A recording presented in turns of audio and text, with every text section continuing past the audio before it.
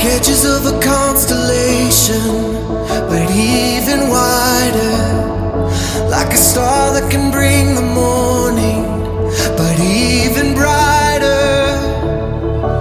Your love is like shelter in the heart of battle. Ephesians chapter 3 verse 17 to 19. Paul still praying for the church in Ephesus, and he said that Christ may dwell in your hearts through faith, that you, being rooted and grounded in love, that you may be able to comprehend with all the saints what is the width and length and depth and height, to know the love of Christ which passes knowledge, that you may be filled with all of the fullness.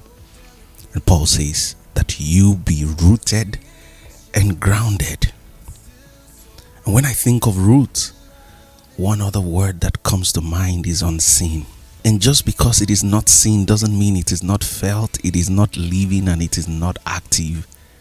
In Philippians chapter 3 verse 3, in the Amplified Classic Version of the Bible says, "For we Christians are the true circumcision who worship God in spirit and by the Spirit of God, and exalt and glory and pride ourselves in Jesus Christ, and put no confidence or dependence on what we are in the flesh and on outward privileges or physical advantages and external appearances."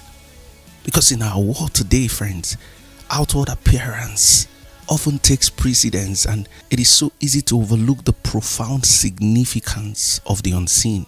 I mean, the root of a tree is hidden and invisible to the casual observer, but roots provide the nourishment and stability necessary for the growth and flourishing of that tree.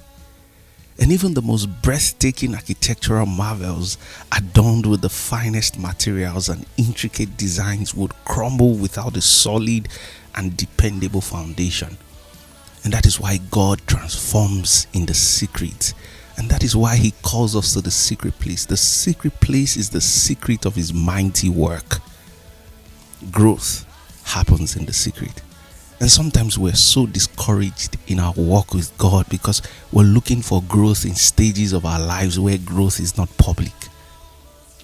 And we can be so obsessed about public manifestation and the validation that comes from it, so much that we undermine the greatness of the work going on in the secret.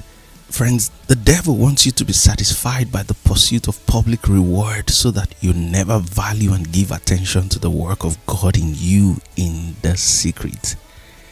And God does his greatest work in the secret.